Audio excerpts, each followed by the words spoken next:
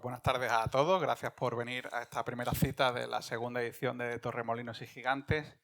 Esta serie de encuentros que empezamos el año pasado y que pretenden abrir un espacio de diálogo y de intercambio de ideas, con ese guiño además a la obra de Cervantes en su título, esa obra que también conoce nuestro invitado de hoy. Pero a mí me han enseñado a ser agradecido, así que antes de presentar a nuestro invitado hoy, permitidme que dé las gracias primero al Ayuntamiento por su implicación en este proyecto, por apostar por la palabra, por el diálogo, como decíamos.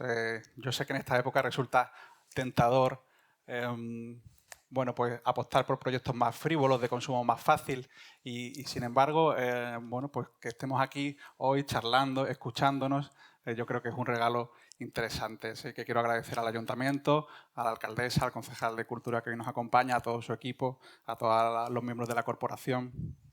También al equipo técnico, a los compañeros de ProMusic, a Luis Castro que está ayudándonos a grabar la charla, porque una de las novedades es que se podrá escuchar como podcast para quienes no hayan podido venir.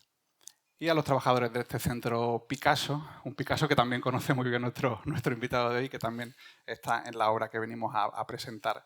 Y por último a los amigos de la librería Pérgamo, que están vendiendo ejemplares a la entrada. Yo os recomiendo que lo compréis porque el libro, desde luego, es una obra maestra. Y a Espasa y Planeta, que son la editorial y el grupo que han tenido, yo diría, la inteligencia y la valentía de apostar por una obra como esta.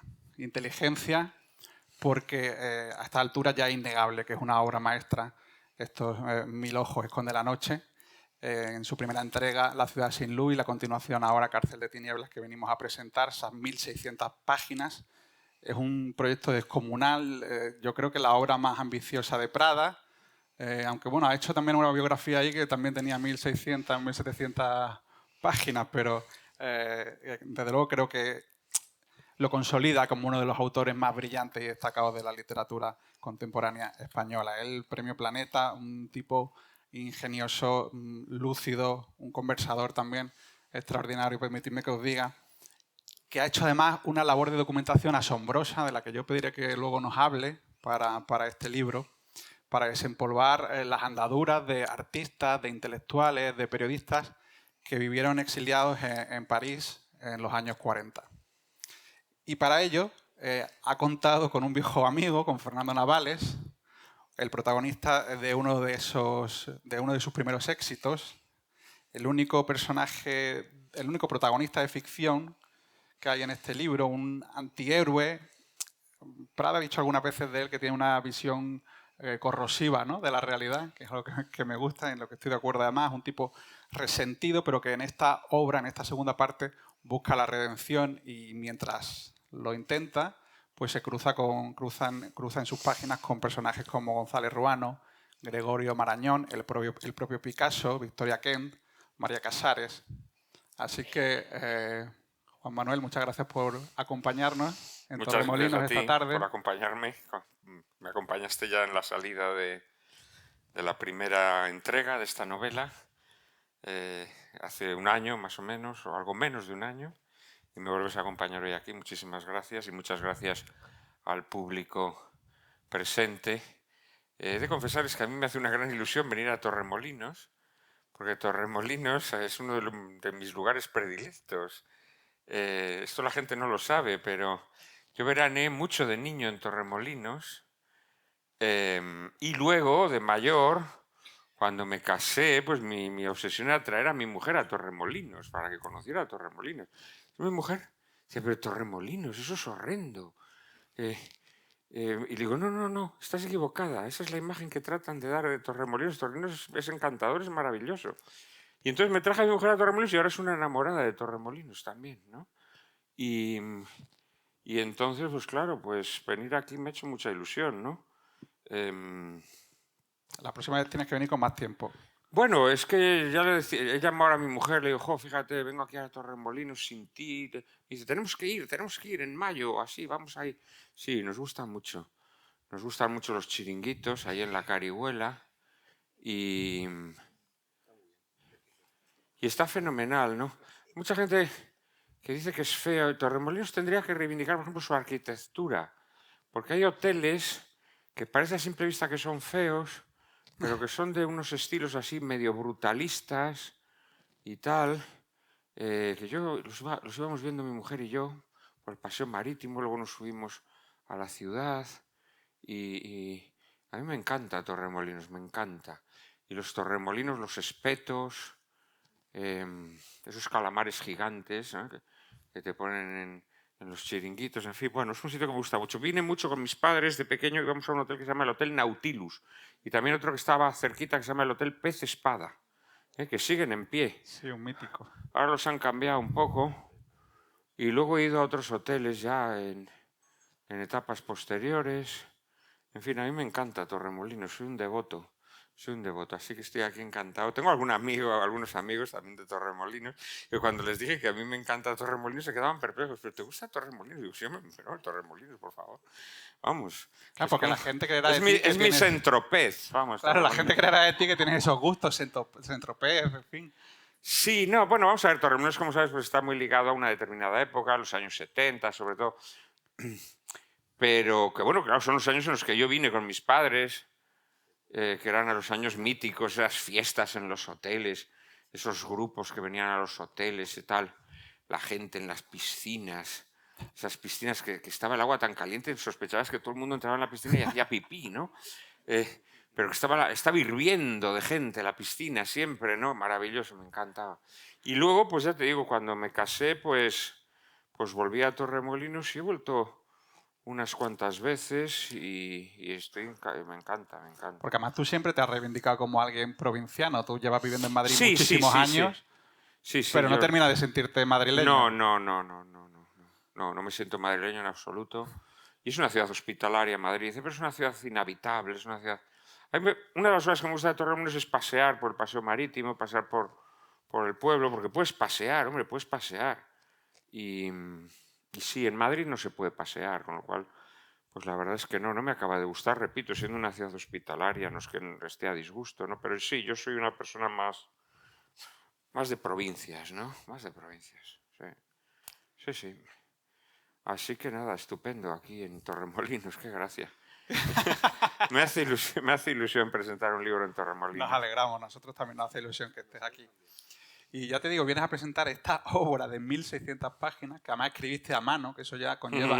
Bueno, todas tus obras literarias las escribes a mano, pero claro, una de 1600 páginas al final conlleva un desgaste, además del emocional, el físico, imagino. Sí, bueno, fíjate, quizá por eso escribo a mano, porque yo siempre quizá tengo el remordimiento, ¿no? Yo pertenezco a una familia que se han dedicado mucho a los oficios manuales, ¿no? Tradicionalmente, y me gusta el trabajo físico, o sea, es decir, el trabajo físico es una cosa que te mejoras, o sea, es una cosa que te exige un sacrificio, que te exige una abnegación. Y bueno, el trabajo del escritor no deja de tener un componente de trabajo físico, ¿no? Aunque parezca mentira, porque son muchas horas ahí inclinados sobre el papel y siempre he escrito a mano, siempre he escrito a mano. Me encuentro más a gusto. Los artículos de prensa los escribo en el ordenador, pero la escritura de mis libros la hago siempre a mano. Forma parte ya de un ritual, ¿no? Luego todo esto me lo transcribe mi padre. Hasta el momento he tenido la suerte de que mi padre me transcribe todo lo que escribo. Esa tradición que me parece hermosísima, ¿cuándo empezó? Pues mira, yo te diría que prácticamente desde el principio.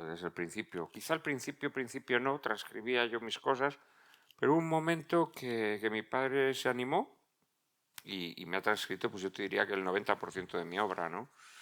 Incluidos mis dos últimos libros, Mil ojos esconde la noche, los 2 volúmenes, y la biografía que publiqué de la escritora Ana María Martínez Salle, que son 1700 páginas, pero además en formato grande, es una obra todavía más larga que esta. Y todo esto me lo ha transcrito él, ¿eh? Sí, hay una conexión especial, él entiende muy bien mi letra, de tal manera que él va transcribiendo mientras yo voy escribiendo. Cuando acabo de escribir, lo tengo transcrito, me pongo a corregir. Qué gustazo. Sí.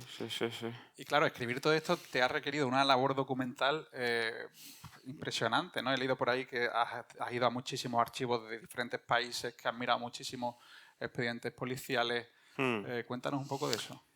Sí, vamos a ver, la mayor parte de los personajes de esta novela, que son escritores y artistas españoles, habría que decirlo, ¿no? La novela transcurre en, para quienes no lo sepan, la novela transcurre en París durante la Segunda Guerra Mundial y es una novela que trata sobre la colonia de artistas y escritores españoles que se quedan en París durante estos años. En aquella época, como ustedes saben, pues París era la capital de las artes y de las letras. Había allí muchos, sobre todo pintores, viviendo. Y luego cuando estalla la guerra, perdón, cuando estalla la guerra, al final de la guerra civil, pues encima se suman los exiliados, ¿no? Muchos de los cuales también eran escritores y artistas. Entonces hay muchos españoles dedicados a las artes en París en ese momento.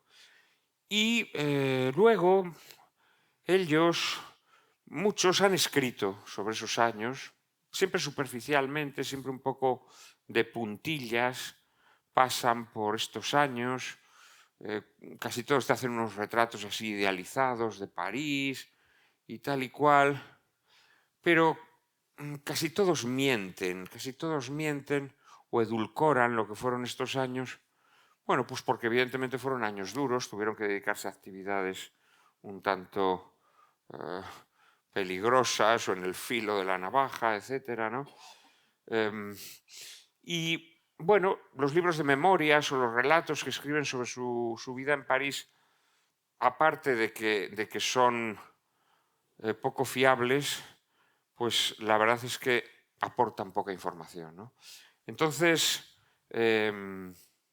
yo sobre todo la documentación de la obra la he hecho a partir de informes policiales y de la hemeroteca también, de la hemeroteca, leyendo todas las crónicas de los corresponsales de prensa en París, leyendo el semanario que editaba Falange en París, y luego sí, efectivamente, sobre todo expedientes policiales. Expedientes policiales, porque Francia es un país que se lo ha montado de cine. ¿eh? Francia, todo el mundo pues, la considera la patria de los derechos humanos, etcétera, ¿no? Y Francia verdaderamente es un país que yo más bien me atrevería a decir que es uno de los países con una trastienda más ignominiosa. ¿eh? A los exiliados españoles Francia los trata como a perros, los manda a campos de concentración, a las playas de Occitania, allí muere muchísima gente, a la intemperie, y luego los va asignando a distintos departamentos, los utiliza prácticamente como mano de obra esclava, sobre todo en la agricultura, a medida que cuando se declara la guerra y la juventud francesa es movilizada, pues muchos puestos de trabajo que quedan vacantes, pues los ocupan con españoles a los que no pagan, a cambio de la manutención y del alojamiento, pues los tienen trabajando, ¿no? en las explotaciones agrícolas y demás. Y luego hay una cosa verdaderamente escalofriante, y es que la policía francesa es casi, no sé si ustedes han visto esta película de Tom Cruise, Minority Report, que es una policía preventiva, ¿no? O sea, que tienen estudiados a través de métodos de ciencia ficción, pues la gente que va a delinquir y cuando van a delinquir, ¡plaf!, se te planta la policía antes de que cometas el crimen, ¿no? Bueno, pues estos mamones de los gendarmes franceses hacían expedientes policiales de todos los españoles. Esto es una cosa tremenda. Españoles que no habían hecho nada, que no tenían ningún historial de delitos ni nada, pero ellos de forma minuciosa hacían expedientes de toda esta gente, ¿no? Con unos informes a veces tremendamente exhaustivos, ¿no? En donde se cuentan una cantidad de cosas sorprendentes, inesperadas en muchos casos. Intimidades también. ¿Eh? Intimidades también. Intimidades con frecuencia, sí, hombre. Hay un personaje, yo no diré quién, porque además no lo cuento en la novela, en contra de lo que mucha gente se piensa, porque es verdad que cuento muchas interioridades de la vida de estos personajes, a veces con un detalle tremendo, y hay mucha gente que me dice, hombre, has sido muy cruel, has contado unas cosas tremendas y tal. Y siempre digo lo mismo, hay muchísimas cosas que no he contado, muchísimas cosas, delitos que se narran en muchos de estos informes y cosas efectivamente de la intimidad. Hay un personaje, un hombre respetabilísimo, al que en un determinado momento la policía decide hacerle un seguimiento. Durante 15 días hay un policía que lo va siguiendo en todas sus actividades, ¿no? Todas sus actividades, desde que se levanta hasta que se acuesta. Durante 15 días y hay un informe policial de todos los días, de los 15 días, un informe. Y este buen señor, pues hombre, antes de volverse a su casa, pues iba de putas, ¿no? Se iba de putas y ahí viene, claro, en los informes viene. Pues esto, por ejemplo, no lo cuentas, ¿sabes? No lo cuentas porque dices, jo, es que... O sea, que hay muchas cosas que no he contado, pero estos informes es algo tremendo.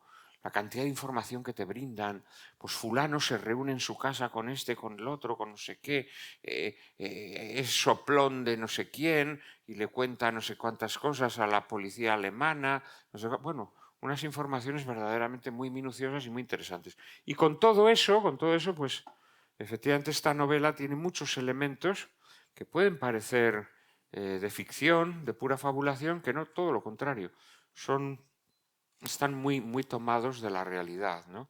Hombre, en este segundo volumen hay un componente más, no diré fantasioso, pero hay más fabulación, sobre todo con el personaje de una malagueña, que es Victoria Kent.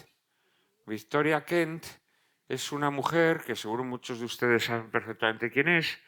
Victoria Kent, después de su etapa de diputada, directora general de prisiones y demás, se le encargó la misión de venir a la Embajada de París, de España en París, para encargarse de los niños que eran evacuados pues de ciudades bombardeadas, de ciudades que estaban en el frente. Pues la República los mandaba a Francia, los asignaba con familias en Francia, etc. Y ella se encargaba de esta labor, ¿no? Se encargaba de esta labor, estaba ahí en París, y ahí en París se queda, una vez acabada la guerra civil, sigue haciendo esta labor. Total, que cuando llegan los alemanes, pues claro, ya dice, uff, me puede pasar cualquier cosa. Se refugia en la Embajada de México. Y ahí está en la Embajada de México hasta que todas las embajadas en París se trasladan a Vichy, que como saben ustedes, pues los alemanes se quedan con París y con gran parte del territorio francés, y el Estado francés, su nueva capital es Vichy, y se tienen que ir todos para allí. Y entonces Victoria Kent se esconde, unas amigas suyas de la Cruz Roja con las que había trabajado para este tema de los niños, le proporcionan un piso y allí ella va a estar escondida durante 4 años, va a estar escondida con un nombre falso y llevando una vida pues de ermitaño, ¿no? Escribe un libro, una especie de crónica novelada de estos años en París, pero en el que no da demasiada información, sobre sus actividades, su vida, que debía ser una vida pues muy clandestina, ¿no? De una vida de persona pues, que bajaba a dar un paseo, compraba algo en la tienda, subía, en fin, una vida de pasar inadvertida. Y en esta novela sale mucho ella y, bueno, trato de imaginarme su vida, cuento algunas historias que son reales mezcladas con otras de pura invención, ¿no? Porque el expediente policial de Victoria Kent es el único que no aporta información sobre estos años. O sea, por ejemplo, su relación con Ana María Martínez Sagi, con la escritora catalana. Eso forma parte de la ficción. Pues Ana María Martínez Sagi era muy admiradora de Victoria Kent. Ana María Martínez Sagi escribió varios artículos sobre ella, defendió sus mismas posiciones en el tema del sufragio femenino. Que también han sido muy manipuladas a lo largo del tiempo. Sí, claro. A Victoria Kent se le ha cargado el mochuelo como que era contraria al voto de la mujer. Esto es falso, es mentira. Ella no era contraria al voto de la mujer. Ella lo que era partidaria era que el voto de la mujer, que la mujer se incorporase paulatinamente al voto. Es decir, que no se incorporara de golpe, ¡ala, votar, ala, venga! Sino que primero votase en elecciones municipales, en fin, que se fuese implicando en la política, que fuese... Porque la mujer en esa época, pues seguramente que haciendo uso de una gran inteligencia, pues pasaba mucho más de la política, ¿no? Pasaba de la política y entonces decía, hombre, no vamos a poner a votar a las mujeres porque van a votar todas lo que les diga el marido y tal, ¿no? Y entonces Victoria Kent lo que pedía era la incorporación progresiva. Esta es la realidad. Pero, como somos muy amigos de los esquematismos, pues para mucha gente Clara Campoamor era partidaria del voto y Victoria Kent era detractora del voto femenino, ¿no? Esto no es cierto. No es cierto. Es un personaje que me cae bastante bien y en la novela está tratada con simpatía en líneas Y no hay generales. muchos tratados con ¿Eh? simpatía. Y no hay muchos. Bueno, No, tampoco no hay diría yo muchos. eso. No diría yo eso. Eso yo creo que es un poco injusto, porque Navales, siendo un hombre malvado y que siempre está ahí metiendo el dedo en el ojo, pero también reconoce el mérito de la gente, ¿no? O sea que hay diversos personajes que, más allá de que sean unos truanes o unos pícaros, también tienen ribetes favorables, ¿no? Hay muchos personajes favorables, con una visión, con un retrato favorable, me parece a mí, ¿eh? Claro, para mí o sea, la clave de esta novela es que tan condicionado como está la historia a los tópicos que se han construido en torno a ella, la reconstrucción de esa historia debe de haber sido complejísima y además te habrá hecho ganar algún que otro enemigo. Sí, pero bueno, en realidad fíjate, esta es mi novela, yo te diría, más documentada, siendo una novela con un tono esperpéntico y una especie de visión caricaturesca de situaciones y de personajes, pero está muy pegada a la realidad. Yo entiendo que hay cosas que con los tópicos que nos han metido pues son muy sorprendentes. Eh, pero es así, es decir, la realidad es que todos los artistas exiliados en París, todos, menos Picasso, pero el caso de Picasso es porque es un caso aparte. Picasso era un multimillonario, Picasso era un hombre que estaba por encima, Y ya llevaba además allí mucho tiempo. llevaba mucho tiempo allí, no, y además él fue beneficiado por los alemanes y fue tratado con muchos privilegios y él no necesitaba colaborar en las actividades culturales de Falange, ¿no? Pero la realidad es que todos los exiliados, los artistas, ellos todos colaboran en las actividades culturales de Falange durante los años 40, 41 y 42. Se puede decir que prácticamente todos. Esto hoy en día nos puede sonar sorprendente, casi como sacrílego, ¿no? Porque claro, nos hemos acostumbrado a visiones muy esquemáticas y muy maniqueas, pero a poco que nos desprendamos de tópicos y de armazones ideológicos postizos, pues claro, lo entendemos perfectamente. Eran personas que estaban en una situación difícil, en un país en donde muchos de ellos ni siquiera tenían papeles, o los papeles que eran, pues eran muy precarios. Y entonces, pues claro, colaborando en una exposición o dando una conferencia en la sede de Falange, pues iban a tener la posibilidad de estar más tranquilos, ¿no? De estar más tranquilos. Entonces es natural, es natural. Pero sí, la realidad es que todos los artistas colaboran en las actividades culturales de Falange. En esta novela se cuenta la que fue la exposición más importante que se hizo en una prestigiosa galería de París, la Quincena del Arte Español, la Quincena del Arte Español que organiza la Embajada de España en París y la delegación de Falange, en la que colaboran, salvo Picasso, todos los artistas españoles que en esos momentos estaban viviendo en París, ¿no? Ya te digo, esto pues, puede romper esquemas, pero es la verdad. No es que la condición humana, ¿no? Tú siempre lo dices, es muy compleja. Que al final nos hemos acostumbrado a discursos muy simplistas y a simplificaciones de la Sí. realidad. De hecho, te preguntaba, me hizo muchas gracias, porque alguien te preguntó, ¿existe un déficit histórico en España? Y tú dijiste, no, lo que existe es superávit ideológico. Sí, sí, yo creo que sí, claro, porque, vamos a ver, normalmente la gente trata de utilizar la historia en provecho de la ideología a la que está escrita, ¿no? Entonces las interpretaciones que se hacen de la historia casi siempre son estrafalarias, porque se parte de apriorismos falsos, ¿no? Pues por ejemplo, los exiliados, pues fueron personas intachables que no renunciaron a sus ideales, que no hicieron cambalache con ellos, tal. Vamos a ver, los exiliados eran personas como usted y como yo, y usted y yo, que vivimos en un mundo infinitamente más fácil que el mundo en el que vivían ellos, por mucho que ahora nos digan que tenemos que comprar kits de supervivencia, esto es casi una burla para esta pobre gente, ¿no? Que vivía en unas condiciones terribles, ¿no? Y estas personas, como cualquier persona, pues tenían que bueno, tenían que sobrevivir, muchos de ellos tenían familias, ¿eh? Y bueno, pues una forma de sobrevivir, pues era pues eso, pues si les decían que participaran en una exposición en Falange, pues participaban, porque sabían que gracias a eso, pues los alemanes no los iban a echar, o los iban a mirar con mejores ojos, etcétera, etcétera. O sea, en fin, cosas de sentido común, que si no estamos emponzoñados, pues las entendemos perfectamente, porque la debilidad es un elemento constitutivo de la naturaleza humana. También la grandeza y el heroísmo, pero no se puede pedir a todo el mundo ser heroico, y mucho menos no se le puede pedir a todo el mundo ser en todo momento heroico, ¿no? Luego, cuando Alemania empieza a perder la guerra, que esa es otra, claro, en los años 40-41, pues todo el mundo pensaba que Alemania iba a ganar la guerra. Es que esto es una cosa evidente, ¿no? La gente pensaba que la guerra estaba ganada, de hecho, ¿no? Luego, cuando a partir del año 42 y muy especialmente a partir del año 43 las tornas cambian, pues también muchos de estos artistas ya reculan, ¿no? Pues en la novela también se cuenta cómo Navales ya no encuentra tanta buena disposición, ¿no? Para participar en las actividades que organiza. Bueno, esto es la vida, ¿no? La vida.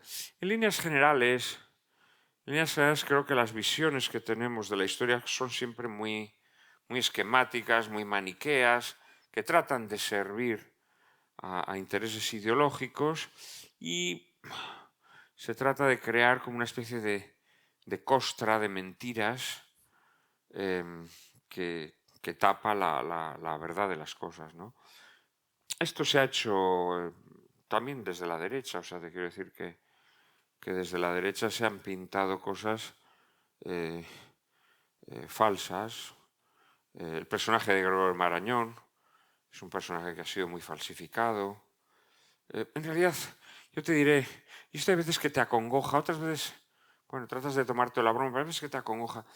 Yo he mirado muchísima documentación, y he de decir, la verdad, que mi impresión es que, lo he dicho en alguna ocasión, que la historia de la España contemporánea es una montaña de mentiras. Mira, mismamente una cosa que yo investigué para escribir esta novela, pues esta novela, su escenario principal es la sede de Falange. La sede de Falange en París es el célebre palacete de la avenida Marceau, que ahora mismo el Estado español acaba de entregar al PNV. Al PNV. Y entonces, cuando se lo han entregado, pues se ha dicho que este palacete era un palacete que los afiliados del PNV habían comprado con sus donaciones y no sé qué, y que se lo incautó la Gestapo y patatín y patatán. Esto es mentira, esto es mentira. Este palacete fue comprado con dinero del erario público español. Cuando los alemanes llegan a París, los del PNV se van, y pues efectivamente la policía alemana se lo entrega al Estado español, que ya era el Estado franquista, y esto se asigna a Falange. Allí se instala Falange, y cuando los aliados desembarcan en Normandía y se están acercando a París, pues claro, los falangistas se van, porque temen que las tornas pueden cambiar. Los falangistas se van, abandonan el palacete. Entonces los vascos lo toman, lo ocupan con K, lo ocupan en el año 44, e inmediatamente el Estado español hace reclamaciones y dice: mire, que es que esto es nuestro, es del Estado. Y en Francia, el momento de esa Francia de la liberación, pues imagínense el desprecio que sienten hacia Franco, etc. Y los franceses estuvieron pasando del Estado español, de las reivindicaciones del Estado español, pero hay 3 sentencias de los años 48, 50, 51, sentencias con sus exposiciones de motivos, con sus argumentos jurídicos y demás, en donde los jueces franceses, repito, en un momento en el que Franco era muy despreciado en Francia, pues reconocen que pertenece al Estado español, el Palacete. Y ya en el año 51, los vascos son desalojados del edificio por el ejército francés y por la policía francesa. Son desalojados y el Palacete se le entrega al Estado español. Esta es la realidad. Esta es la realidad. ¿Y por qué resulta tan difícil enfrentarse al pasado? Pues no me digas, no me digas. Porque entiendo que es más rentable vivir sobre mentiras. Vivir sobre mentiras. Porque el Estado español, por ejemplo, con este tema concretamente, pues podría haber dicho, pues mire, no, se lo vamos a donar a los vascos, porque bueno, en un determinado momento, pues el Estado español, el Estado el gobierno en el exilio, que se había sacado dinero, que se había venido con mucho dinero al exilio, pues decidió entregar un dinero al gobierno vasco para que montase ahí su sede con dinero del erario público.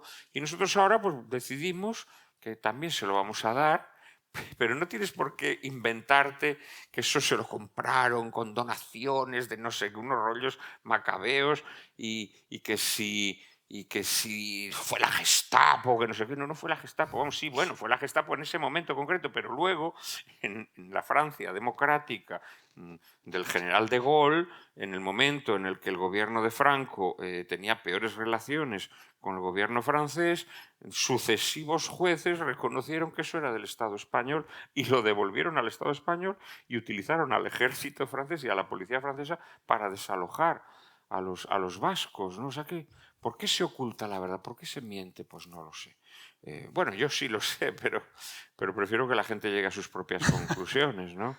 Bueno, porque al final, claro, a los fanatismos, a los extremismos siempre les vienen bien los estereotipos, ¿no? Porque sin duda, sin duda. simplifican la No, y es una realidad. manera de fanatizar también a la gente, porque la gente sabe perfectamente que no es intachable, sabe que tiene sus debilidades, sabe del barro del que estamos hechos, ¿no? Todos lo sabemos, todos sabemos nuestras miserias, todos cuando llegamos a casa y nos miramos en el espejo sabemos las cosas que hacemos bien, las cosas que hacemos mal, sabemos cuáles son nuestros defectos, nuestros pecados, nuestros errores, nuestras miserias, todos lo sabemos.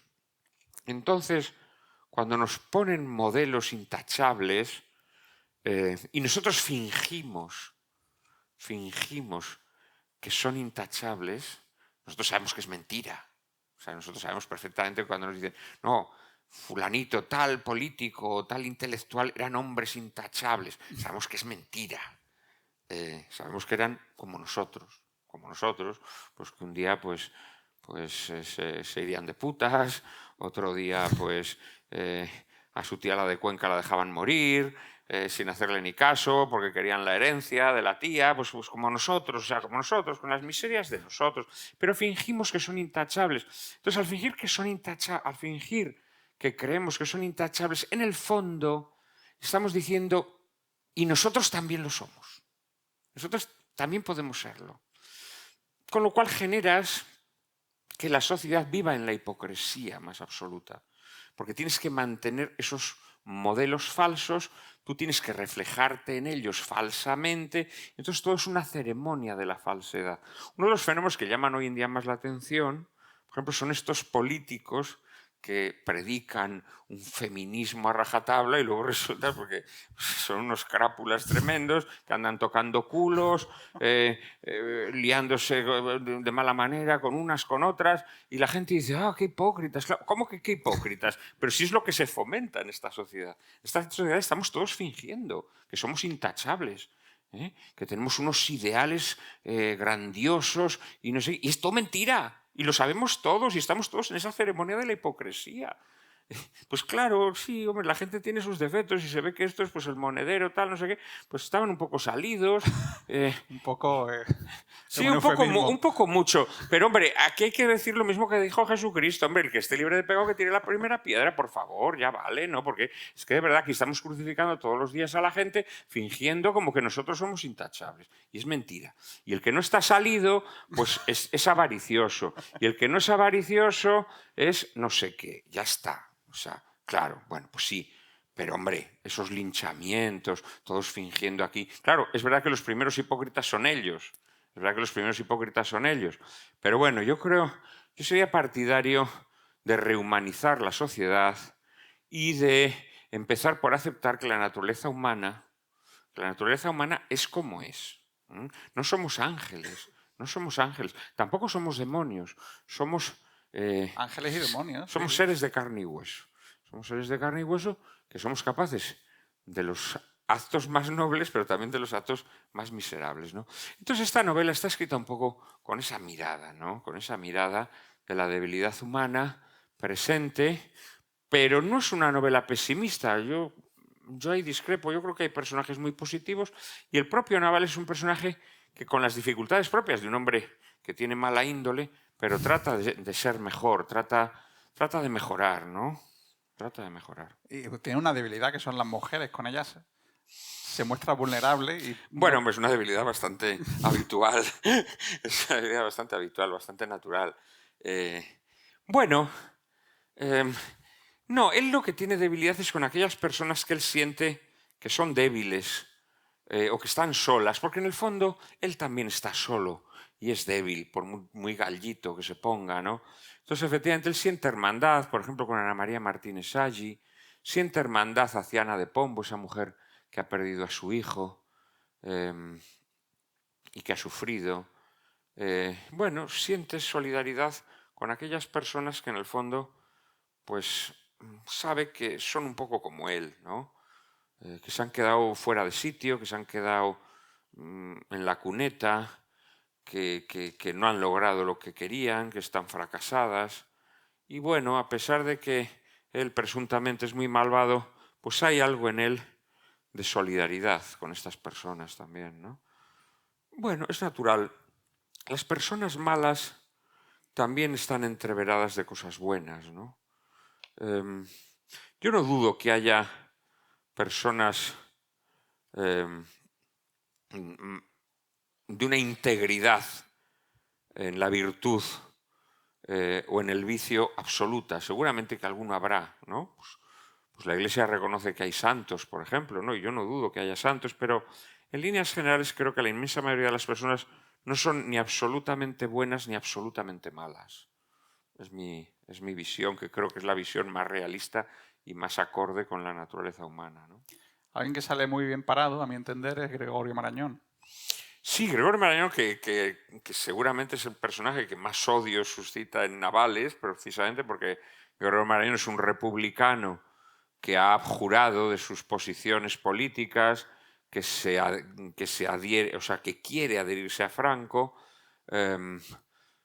Franco no lo rehabilita hasta finales del año 42. Aquí se cuenta cuando finalmente Gregorio Marañón se le permite volver a España. Gregorio Marañón es un personaje especialmente odiado por Navales, porque claro, Navales es un falangista, es un hombre que ha estado pegando tiros y dice, hombre, y ahora llega este liberal y le van a dar el ternero más cebado, ¿no? Como ocurre con el hijo pródigo en la parábola evangélica, ¿no? Y entonces esto le cabrea y le tiene especial odio. Pero mira, Marañón es un ejemplo de esto de la naturaleza. Marañón tiene actitudes a veces serviles en su afán por ser aceptado por Franco, pero luego tiene también actitudes heroicas, actitudes de gran gallardía.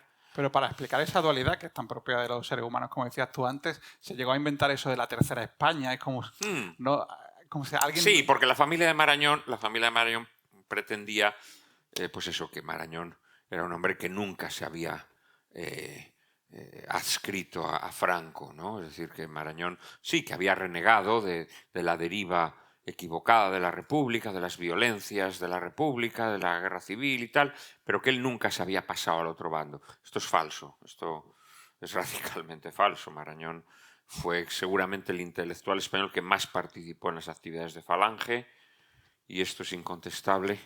Todo este material está en el Archivo General de la Administración, que hay unas cajas de la delegación de Falange en París, y ahí se cuentan todas las actividades de Marañón. E incluso en el semanario de Falange en París pues cuentan cosas muy graciosas. Por ejemplo, la mujer y la hija de Marañón fueron las encargadas de limpiar y de ordenar la biblioteca de la sede de Falange, allí en la avenida Marceau, por ejemplo. Es decir, estaban colaborando muy estrechamente y, bueno, y a Marañón lo eligen para dar una conferencia al Día de la Raza. Marañón estaba muy, muy implicado en esos momentos precisamente porque quería volver a España, porque amaba a España y porque quería volver a España. Y quería volver con honor, no con deshonor. A mí esto me parece legítimo. Marañón efectivamente fue uno de los grandes intelectuales de la República, pero es un hombre que lo que ve en Madrid en el año 36 no le gusta, llega a sentir miedo, llega a pensar que lo pueden matar, y entonces se marcha y abjura de la República. Abjura incluso del liberalismo. Él dice que los liberales han cometido el error de ser contemporizadores con los totalitarismos de izquierdas, en su afán por desmarcarse del mundo católico, del mundo más carca y demás, y él se arrepiente, considera que eso ha sido un grave error, y empieza a elogiar a Franco, a su hijo. Su hijo va a ser alférez en el ejército franquista durante la Guerra Civil, ¿no? Y él pues tiene que luchar mucho porque, claro, Marañón había sido un intelectual muy, muy relevante y muy, muy próximo a los ideales republicanos, y le va a tocar luchar mucho hasta que consigue que se le levante el castigo, y a finales del año 42 se le permite volver a España. Y Gregorio Marañón se va a convertir en uno de los intelectuales más destacados del franquismo, igual que antes había sido uno de los intelectuales más destacados de la República. Esto es así, esto es así. No pasa nada, o sea, se puede decir con naturalidad, ¿no? Pero claro, la familia de Marañón, los estudios de Marañón, pues tratan ahí de hacer un apaño, ¿no? Marañón fue la tercera España, ni con unos ni con otros. Hombre, no. Primero con unos y luego con otros. Oye, estando en Torremolinos, en Málaga, y en un centro como este, no sé si me atrevo a preguntarte por Picasso. Pues hombre, sí debes preguntarme por Picasso. Hay otro personaje, no malagueño, pero muy ligado a Málaga y concretamente a Marbella, antes de hablar de Picasso, es Ana de Pombo. Ana de Pombo, que era una mujer de Santander, de Cantabria, pues esta mujer pasó mucho tiempo en París, fue modista, trabajó como secretaria de Coco Chanel, y fue bailarina también. Bailarina. Y después de su estancia en Francia se viene a España. No le va bien con una tienda que abre en el barrio de Salamanca, en Madrid, y decide instalarse en Marbella, en esa Marbella de los años 50, esa Marbella que todavía no tenía nada que ver con lo que fue después, pero ella de alguna manera fue una de las primeras personajes que contribuyó a esa Marbella chic, a la vez bohemia, distinguida y tal, y ella trajo a mucha gente importante. Cocteau le decoró las paredes de su tienda en Marbella, y es un personaje que, aunque no es malagueño, pero está muy ligado a la historia de Málaga. Y luego está, claro, Picasso. Picasso, efectivamente, pues, ¿qué vamos a decir de Picasso? Navales lo odia también, lo odia de forma feroz, y dice todo tipo de bestialidades sobre él. Bueno, Picasso fue un hombre privilegiado en estos años. Él era un artista ya de renombre universal, era seguramente el artista más cotizado, vivo, que en esos momentos había. Era ya multimillonario cuando llegan los alemanes, y Hitler decide, bueno, Arno Breker, que era el escultor áulico de Hitler, Arno Breker, que había vivido muchos años en Montparnasse, le dice al Führer que él considera que debería olvidarse de todo esto del arte degenerado, porque claro, la mayor parte de los artistas que hay en París pues están haciendo arte degenerado, ¿no? Le dice, debe olvidarse un poco de esto, mi Führer, porque París tiene que ser el escaparate de la dominación del Tercer Reich, y hay que utilizarla como propaganda ante el mundo, ¿no? Y entonces, por lo tanto, a los artistas les debe dejar vivir tranquilos. En todo caso, pues bueno, no dejar que expongan determinado tipo de cuadros y tal, pero en líneas generales dejarles vivir tranquilos. Y desde luego hay dos personas a las que yo creo que no se les debe tocar porque son universalmente famosas, que son Jean Cocteau y Pablo Picasso. Entonces Picasso pasó toda la guerra sin que nadie le molestara. Incluso se le permitió hacer cosas que a nadie se le permitían hacer. A Picasso le pillan tratando de evadir divisas, que eso era algo que te podía costar incluso la vida, y no le hacen nada. Le dejan fundir bronce, que era una cosa que estaba rigurosamente prohibida. Él fue un privilegiado durante estos años, ¿no? Y luego, bueno, son años... Luego Picasso se inventó que él había formado parte de la resistencia, que había estado en la clandestinidad y demás. Todo eso es rigurosamente falso. Él no tuvo ningún tipo de compromiso político durante los años de la ocupación alemana. Eso sí, cuando los alemanes son derrotados, se afilió al Partido Comunista, ¿no? porque vio que eran los ganadores, ¿no? Pero no, él en estos momentos mantiene una posición muy apolítica y vivió, casi me atrevería a decir que obscenamente bien, obscenamente bien. Él, por ejemplo, para que tengas una idea, en una época en la que el hambre estaba cada vez más extendida y las dificultades para conseguir comida eran terribles, pues él alimentaba a su perro con pollos asados. Que verdaderamente pues es algo tremendo, ¿no? Y en la novela se cuentan muchas anécdotas de Picasso, más en la primera parte que en esta segunda, pero en la segunda también se cuentan anécdotas de su vida, algunas poco honorables, digámoslo así, ¿no? Algunas poco honorables. Hay episodios en la vida de Picasso, en fin, Bueno, pero es que son al tela final marinera. volvemos al principio, ¿no? Juzgar el pasado desde la óptica del presente es tramposo, ¿no? No, pero bueno, hay algunas cosas en Picasso que son terribles, ¿eh? O sea, es decir, por ejemplo, el caso de Dora Maar, una de sus amantes. Dora Maar, una gran artista, una fotógrafa surrealista, pues la verdad es que la destrozó. O sea, la convirtió en una mujer, la arruinó moralmente. Él tenía algo de vampiro, tenía algo de material radiactivo que abrasaba a toda aquella persona sobre todo a las mujeres que se acercaban a él, ¿no? Hay una anécdota que yo no he metido en la novela, que hay varios testimonios concurrentes que muestra un poco esta maldad calcinante de Picasso. Él alternaba casi siempre varias mujeres, ¿no? Varias mujeres. Y en estos años de la guerra, fundamentalmente alternó a dos. Marie-Thérèse Walter, que era una polaca que vivía allí y con la que tuvo una hija, por cierto, y Dora Maar. Dora Maar, estas dos mujeres, las pobres, estaban ahí compitiendo por quién era la mujer que se llevaba la preferencia de Picasso, ¿no? Y demás, ¿no? Y hay una deuda terrible, y es que Picasso, que se regocijaba viéndolas pelearse y demás, ¿no? En la novela aquí sí se muestra alguna de estas escenas donde las amantes de Picasso se pelean ante él y él jalea que se peleen y demás. Entonces, lo que hace, les regala el mismo vestido a las dos, ¿no? Les manda el mismo vestido.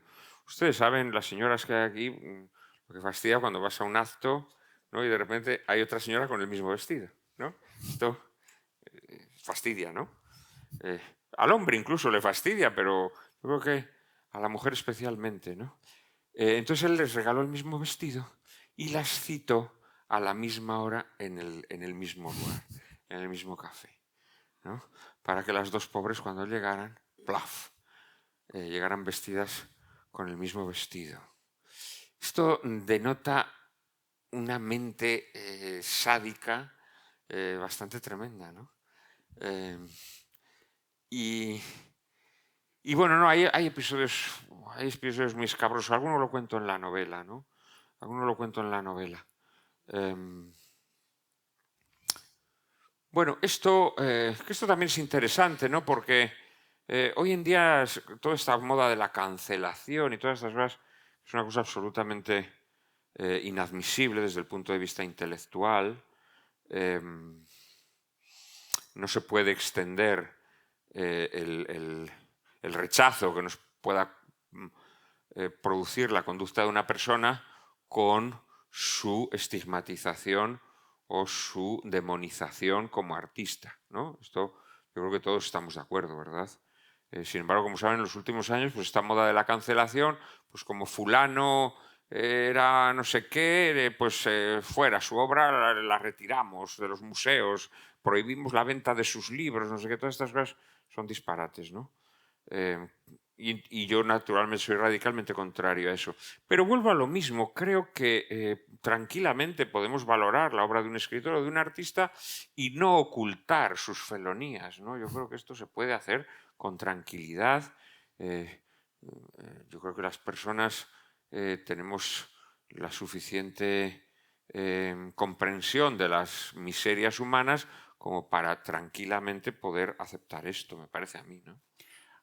Oye, después de tantas horas asumiendo la voz narrativa de un tipo como Navales, un tipo, un antihéroe, como tú dices, ¿no has tenido ningún tipo de conflicto personal o en casa? Me cuesta creerlo. ¿A qué te refieres? Claro, al final te llevas el personaje, supongo, a casa, cuando estás escribiendo, encima escribiendo a mano. No sé si puedes disociar Bueno, hombre, la voz narrativa de Juan Manuel del día a día. hombre, siempre te contamina algo, ¿no? Siempre te contamina algo, pero bueno, yo todavía creo que distingo bastante bien entre ficción y realidad, ¿no? O sea que eh, dejo a Navales en la habitación donde escribo y ya luego cuando salgo de la habitación, pues me desprendo de él, ¿no? No, hombre, vamos a ver, cuando convives con un mundo, con una voz narrativa, con un personaje, inevitablemente eso está contigo, te acompaña y puede incluso llegar a absorberte un poco, ¿eh? Esto sí que te puede ocurrir. Pero en líneas generales yo diría que aprendes a superarlo y bueno, y a seguir siendo tú, dejando a tus personajes a buen recaudo, ¿no? Pero sí, sí es verdad que la escritura de una novela, y más una novela de estas características, con tantísimo esfuerzo de documentación detrás, con tantísimos personajes, porque es una novela muy coral, en la que hay decenas y decenas de personajes, pues te absorbe mucho, sí. La verdad es que he de reconocer que ha sido un trabajo tremendo, ¿no? Y es admirable la memoria enciclopédica que tienes, por cierto. No, no, lo que pasa es que cuando convives con un mundo, con un mundo narrativo, pues llegas a conocerlo como la palma de tu mano, ¿sabes? Dentro de unos años estoy seguro que si yo tuviera que hablar de todos estos personajes, diría, Picasso, espérate, Picasso, ¿cómo se llamaba el amante de Picasso? Esta fotógrafa, o sea, esto es así, ¿no? Pero, hombre, sí, cuando lo tienes muy cerca, cuando has estado viviendo dentro de estas vidas, pues es natural que lo domines todo, ¿no? Eso es natural. Luego todo se va desdibujando, todo se va desdibujando. ¿Te apetece que abramos la conversación a quienes han venido hoy aquí? Por si Un tienen alguna poquito, porque como pregunta. sabes, a las 8 Sí, me tengo que ir y sí, tengo que sí, lo firmar sé. libros al público, ¿eh? Tengo ¿Alguna horario pregunta tenemos controlado. entre el público? A ver, por Un favor. momento.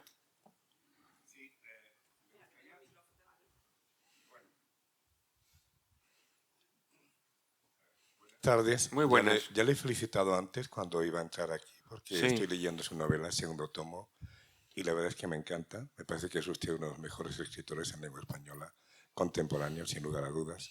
Paralelo a esa investigación tan tenaz, constante y prolija que usted ha hecho sobre fuentes históricas, me gustaría que me precisara un poco si ha habido la misma investigación en el lenguaje, porque me parece que es un lenguaje que está muy ajustado al tiempo. Es decir, hay palabras como que yo en mi infancia lo puedo recordar como alipori o suripanta. Alipori. Alipori es Alipori, sí. vergüenza ajena. Sí. Esas palabras que ya no se usan si usted ha hecho una especial No, no, investigación. no, no, no, no. Hombre, he procurado que el lenguaje sea ajustado. He comprobado muchas palabras a ver si se usaban en esa época. Es muy fácil porque te metes en una hemeroteca digital, pones suripanta, por ejemplo, y no ves en los años en los que esa palabra se ha usado y cuándo se deja de usar, cuándo se empieza a usar. Es fácil esto, es interesante. Esto se puede hacer hoy en día con relativa facilidad. No, yo lo he escrito más o menos como Dios me ha dado a entender. Naturalmente, como estuve muy metido en esa época, pues trato de escribir con un lenguaje propio de esa época, ¿no? Pero no, ahí nace más bien de mi conocimiento, por muchas lecturas, y luego, eso sí, como digo, he mirado bastante si esas palabras se usaban en esa época, a través de las hemerotecas digitales, que es un instrumento muy bueno para el trabajo del escritor. Me he tomado muy pocas libertades, que hasta se las puedo decir. Por ejemplo, la palabra aprovechategui se empieza a usar más bien en los años 50. Un aprovechategui, todos sabemos lo que es, ¿no? Un aprovechategui. Pues esa palabra se empieza a utilizar más bien en los años 50, pero yo la utilizo en la novela porque es una palabra que me parece muy graciosa.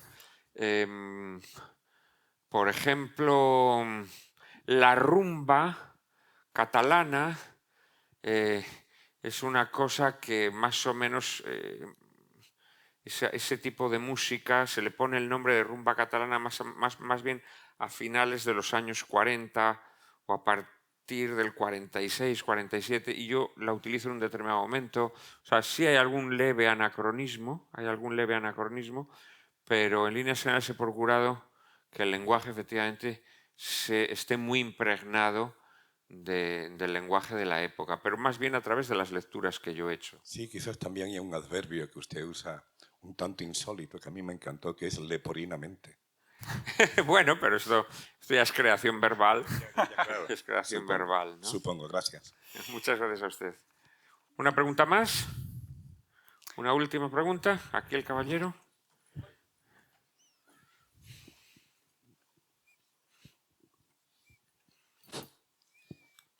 Me admira enormemente la capacidad para escribir tanto y tan bien.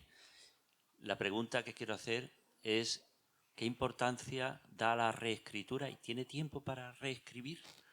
Sí, la reescritura es muy importante. Bueno, la reescritura, normalmente yo cuando escribo de corrido. Hombre, hay días que no quedo contento y al día siguiente repito, cambio cosas, pero sobre todo lo que yo dedico mucho tiempo es a la corrección muchísimo tiempo. Yo la corrección sobre todo es poda, quito mucho y luego naturalmente pues ahí sí, hay muchas veces pues esto que he explicado, por ejemplo, de si la palabra es de la época o no es de la época, aquilatas el sentido de las cosas, hacer reformas. Yo hago muchas correcciones, puedo tirarme meses corrigiendo un libro. Desde luego estos tardé bastante en corregirlos. Sí, yo soy un escritor muy volcánico, es decir, escribo un poco a la buena de Dios, ¿no? Pero luego en la corrección soy bastante exhaustivo. El problema de la corrección es que uno nunca termina. Siempre piensa que hay que corregir algo más, Y hay un momento en que tienes que dejarlo, porque si no te tirarías toda la vida encerrado ahí en la cárcel de las correcciones, ¿no? Es una cárcel de tinieblas también. Hay un momento en que ya no lo tienes claro nada, ¿no? Y de hecho, a medida que va pasando el tiempo respecto a lo que has escrito, lo que te pasa es que cada vez lo ves peor. Porque te vas saliendo de ese mundo, se produce como una descompresión, ¿no? Y de repente dices, madre mía, pero este mundo ya no es el mundo en el que yo vivo. Ha sido el mundo en el que has vivido mientras escribías. Estabas como encerrado en una burbuja, pero a medida que va pasando el tiempo, lo vas viendo un poco más lejano, ¿no? Entonces cada vez resulta más duro escribir. Yo creo que la última pregunta debería ser si habrá una tercera salida para este Navales, pero Sí, claro, cuando llegué a la nota del autor, de repente leí que ya lo había respondido y escribe, si me lo permite, si Dios nos concede salud y valor para afrontar las consecuencias, tal vez nos animemos a escribir algún día esa novela, aunque España siga siendo tal vez, más que nunca, ese trozo de planeta por donde cruza errante la sombra de Caín y la progenie de Caín siempre dispara con balas. Sí, sí, es una cita, bueno, una paráfrasis de la célebre cita de Machado en la tierra de Álvar González, ¿no? Sí, me gustaría escribir 2 novelas más sobre protagonizadas por navales, una en los años de la Guerra Civil, que esta es la que Esa me es la da miedo. peliaguda, esa es la peliaguda. Sí, claro, porque imagínate contar la Guerra Civil desde la perspectiva de navales, pues puede ser terrorífico, ¿no? Y la otra sería la vuelta de navales a Madrid en el año 44, y las nuevas misiones que se le asignarían, porque me apetece contar ese mundo de los años 40, el nacimiento de toda esta generación de escritores, Cela, Delibes, Carmen Laforet, también los cambios que se están produciendo en la España de Franco en esos momentos, ¿no? Franco tiene que recomponer la figura, tiene que aproximarse a las potencias vencedoras, tiene que tratar de ser reconocido por los Estados Unidos, cosa que logra. Y todo esto me parece muy interesante, todo ese mundo, esa España que por una parte está inmersa en la pobreza, pero por otra tiene una diplomacia que está trabajando incansablemente para que España sea reconocida. Es muy interesante, ¿no? Muy interesante. Entonces me gustaría escribir esas dos novelas. Pues oye, igual en mayo, cuando vengas a descansar a Torremolinos, puedes ponerte manos a la obra. Después de mayo, después de descansar en Torremolinos, empezaré una novela, pero no será de navales. No será de navales porque no solo de pan vive el hombre y no solo de navales vive Juan Manuel de Prada, ¿no? Entonces, no, a navales lo dejaremos descansar un poquito, que se tranquilice y que vuelva con renovadas fuerzas dentro de algunos años. Sí, sí me gustaría abordar alguna de estas 2 novelas y si Dios me da salud, escribir las 2. No más, no más, pero esas 2 novelas sí me gustaría escribirlas. Pues vamos a terminar aquí para que dé tiempo a firmar ejemplares. Yo reitero el agradecimiento al ayuntamiento por esta apuesta, como decía antes, por la palabra, por el diálogo que en plena era de la incertidumbre y de la síntesis y del ruido. Es de agradecer a vosotros por haber venido, a quienes nos van a seguir a través del podcast que subiremos este fin de semana a las redes sociales, y sobre todo a ti por venir y por aceptar esta propuesta. Ha sido un gusto venir a este lugar que tanto me gusta y a donde espero seguir viniendo, Torremolinos, uno de mis Arcadias felices. Muchas gracias a todos por su presencia.